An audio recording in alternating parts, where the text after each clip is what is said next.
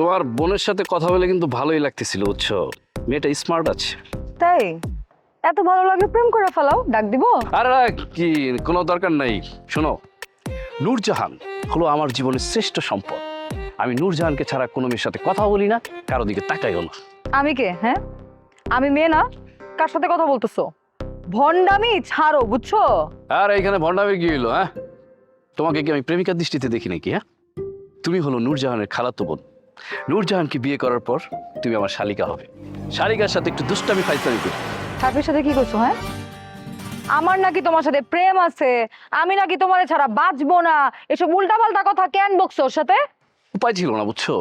মানে তোমার বোন আমাকে দেখে একদম পাগল হয়ে গেছে। আমি যদি এখন এই মিথ্যা কথাটা না বলতাম, মানে তোমার সাথে আমার প্রেম আছে এই কথাটা না বলতাম, তাহলে তো আমাকে প্রপোজ করে ফেলতো। তাই এই কথাটা বলে ওকে একটু দূরে সরিয়ে রেখেছি। মিথ্যা কথা, চাপাবাজি, এগুলাতে হচ্ছে তুমি মাস্টার। আচ্ছা, সুন্দরী মেয়ে দেখলেই তোমার গিয়া কথা বলতে হবে, এটা কেমন ধরনের স্বভাব? এটা খুব ভালো স্বভাব। সুন্দরীদের সবসময় প্রশংসা করতে হয়, আর সুন্দরীদের প্রশংসা করা কি অন্যায়? হ্যাঁ, প্রত্যেক মানুষের এই মানবিক গুণটা থাকা দরকার, যেটা আমার আছে, তোমার নাই। তোমাদের এখানে এতদিন ধরে যে আসছি, কই একবারও কি আমাদেরকে দাওয়াত দিচ্ছ? হ্যাঁ, প্রতিবেশী হিসেবে কি দু একবার দাওয়াত পাওয়া কি আমাদের কি প্রাপ্য না? পাইছি? পাইনি? আমরা যারে তারে দাওয়াত করি না, আর তোমাদের তিনজনরে বাসার দাওয়াত করে খাওয়ানোর জন্য উপযুক্তই মনে করি না, কারণ তোমরা তিনজন হইতেছো বাটপার। সাবধানে কথা বলবা, ঠিক আছে? মানি লোককে যদি অপমান করা হয় না, সে কিন্তু খুব রাগান্বিত হয়ে যায়, বুঝছো? প্রতিবাদ করে।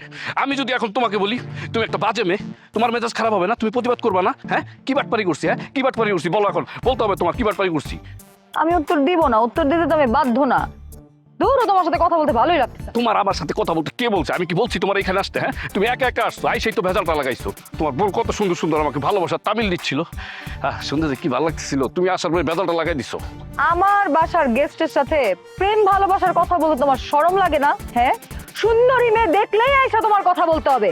ও, এখন আমার দোষ হয়ে গেছে না? আমি যদি কথা না বলতাম তাহলে তো তুমি রাগ করতা, তুমি বলতা তোমার আত্মীয় স্বজনের সাথে ভাব মারছি। আমাদের ব্যাচেলারদের তো আবার নানান রকম দোষ। এখনো সময় আছে, ভালো হয়ে যাও। আমি তো অনেক আগেই ভালো হয়ে গেছি, তুমি ভালো হয়ে যাও, বুঝছো? মানুষের সাথে ভালো ব্যবহার করা শিখো, আর যদি শিখার জন্য লোক না পাও, মাস্টার হিসেবে আমাকে ভাড়া নিতে পারো। বাটপাররা জীবনও ভালো হয় না। দূর, তোমার সাথে কথা বলতেই ভালো লাগতেছে না।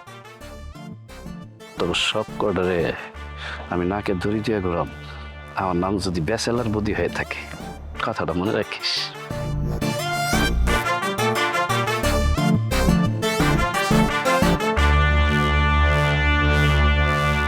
কোথায় যাচ্ছ?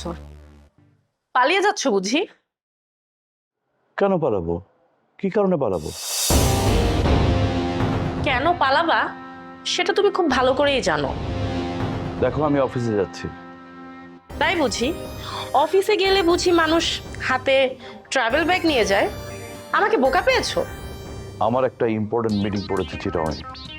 মিটিংটা ঠিক থাকলে আমি অফিস থেকে চিটং চলে যাব, না হলে বাসায় ফিরে আসবো। আমি না একটা জিনিস কিছুতে বুঝতে পারি না, ভদ্রভাবে মানুষ এত মিথ্যা কথা কিভাবে বলে, সেটা তোমাকে না দেখলে বুঝতে পারতাম না। ঠিক আছে, তুমি চলে যাও, চলে যাও, তাতে আমার কোনো সমস্যা নেই, কিন্তু যাওয়ার আগে আমার প্রাপ্য, আমার পাওনা বুঝাই দিয়ে যাও। আমার কাছে তোমার কি পাওনা আছে? দেখো, আমি এখন অফিসে যাচ্ছি, এই সময় পাওনার কথা বলার সময় হলো? তুমি না একটা মিস্টেরিয়াস ক্যারেক্টার। আগে জানলে তোমার মতো মেয়েকে আমি জীবনও বিয়ে করতাম না।